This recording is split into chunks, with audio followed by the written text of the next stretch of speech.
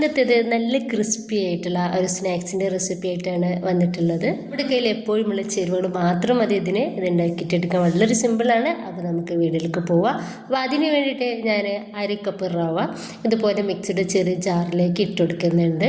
എന്നിട്ട് നമുക്ക് ഇതൊന്ന് പൊടിച്ചെടുക്കാം. ഇപ്പോൾ ഈ റവ നന്നായിട്ട് പൊടിച്ചെടുത്തിട്ടുണ്ട്. അത് നമുക്കൊരു ബൗളിലേക്ക് മാറ്റി കൊടുക്കാം.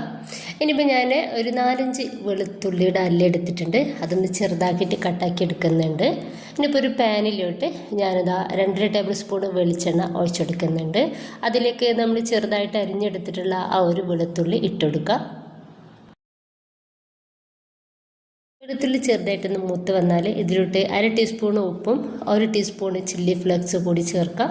എന്നിട്ട് ഇതിലേക്ക് 1/2 കപ്പ് വെള്ളമൂടി ഒഴിച്ചെടുക്കാവുന്നതാണ്. ഇനിയിപ്പോൾ ഇത് നന്നായിട്ട് നമുക്കൊന്ന് തിളപ്പിച്ചിട്ടെടുക്കാം. വെള്ളം നന്നായിട്ട് തിളച്ച് ആ ഒരു ടൈമിൽ നമ്മൾ പൊടിച്ച് വെച്ചിട്ടുള്ള റവ ഇതിലേക്ക് ചേർക്കാം. 1/2 കപ്പ് റവയിലേക്ക് നമ്മൾ എടുത്തിട്ടുള്ളത് 1/2 കപ്പ് വെള്ളമാണ്. ഇനിയിപ്പോൾ ഇത് നന്നായിട്ടൊന്ന് മിക്സ് ആക്കിയിട്ട് ഈ റവ നമുക്ക് ഒന്ന് വേവാക്കിയെടുക്കാം.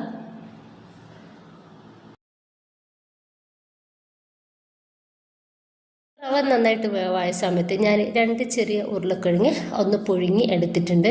അത് നമുക്ക് ഇതിലേക്ക് ഇട്ടുകൊടുക്കാം. ഉപ്പ് ചേർത്തിട്ട് പുഴുങ്ങിയെടുത്തിട്ടുള്ളതാണ്. ഇനി രണ്ടും കൂടി നന്നായിട്ടൊന്ന് മിക്സ് ആക്കി എടുക്കുക.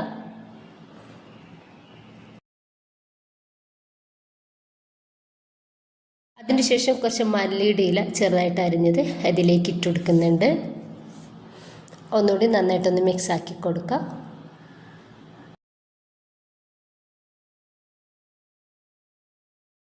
നമുക്കിത് ചെറുതായിട്ടൊന്ന് ചൂടാറാൻ വേണ്ടിയിട്ട് മാറ്റി വെക്കാം. ഇപ്പോൾ ഇതൊന്ന് ചെറുതായിട്ട് ചൂടാറിയിട്ട് കിട്ടിയിട്ടുണ്ട്. ഈ ഒരു സമയത്ത് നമ്മളിതിലേക്ക് കോൺഫ്ലവറാണ് ചേർത്ത് കൊടുക്കുന്നത്. ഒരു 1/4 കപ്പ് കോൺഫ്ലവർ ഇതിലേക്ക് ചേർക്കുന്നുണ്ട്. ശേഷം നമുക്കിതെല്ലാം കൂടി കൈ വെച്ചിട്ട് ഒന്ന് കുഴച്ചെടുക്കാം. ഒരു 1-2 മിനിറ്റ് ഒന്ന് കുഴച്ചെടുത്താൽ മതി.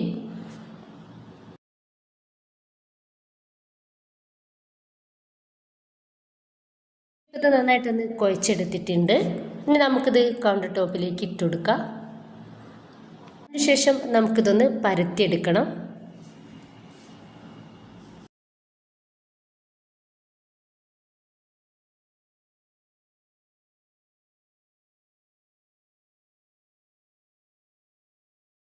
ഈ രീതിയിൽ ഞാനൊന്ന് പരത്തിയെടുത്തിട്ടുണ്ട്. ചെറുതായിട്ടൊരു കട്ടി മതി കേട്ടോ. ഇനിയിപ്പോൾ ഇതുപോലെ ഒരു ഗ്ലാസ് എടുത്തിട്ട് നമുക്കിതുപോലെ ഒന്ന് കട്ട് ചെയ്തെടുക്കാം.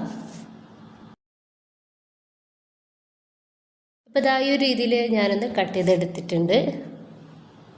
നമ്മൾ കട്ട് ചെയ്തെടുത്തിട്ടുള്ള അതിനെക്കാട്ടിയും ചെറുതായിട്ടുള്ള ഒരു ഗ്ലാസ്സോ മൂടി എടുക്കുക. എന്നിട്ട് ഇതുപോലെ ഒന്ന് കട്ട് ചെയ്തെടുക്കുക. ഞാനിപ്പോൾ എടുത്തിട്ടുള്ളത് നോസിലാണ്. അപ്പോൾ ഇതാ ഇതുപോലെ ഒന്ന് എല്ലാതും ഒന്ന് റെഡിയാക്കി എടുക്കുന്നുണ്ട്.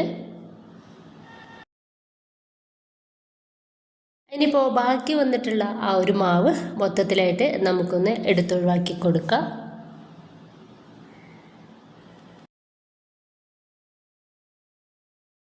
അതിനുശേഷം നന്നായിട്ട് തിളച്ചിട്ടുള്ള എണ്ണയിലേക്ക് നമുക്കിതിൽ നിന്നും ഓരോന്നെടുത്തിട്ട് ഒന്ന് ഫ്രൈ ചെയ്തെടുക്കാം. നമ്മൾ മീഡിയം ടു ഹൈ ഫ്ലെയിമിൽ വിട്ടിട്ട് വേണം ഇതൊന്ന് റെഡിയാക്കി എടുക്കാൻ വേണ്ടിയിട്ട്. വേഗത്തിൽ തന്നെ നമുക്ക് ഇതൊന്ന് റെഡിയായിട്ട് കിട്ടിക്കോളും.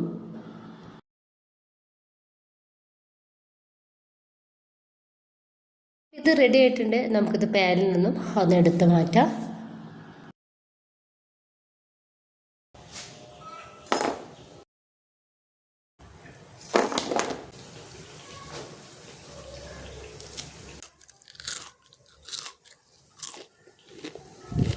നല്ല ക്രിസ്പി ആയിട്ടുള്ളൊരു സ്നാക്സാണ് ഇത്. എല്ലാവർക്കും ഇഷ്ടമാവുന്ന നല്ല അടിപൊളി ടേസ്റ്റാണ് ഇതിന്. അപ്പോൾ എല്ലാവരും ഒന്ന് ഉണ്ടാക്കി നോക്കുക. നമ്മുടെ കയ്യിൽ ചേരുവകൾ മാത്രം മതി ഇതിന്.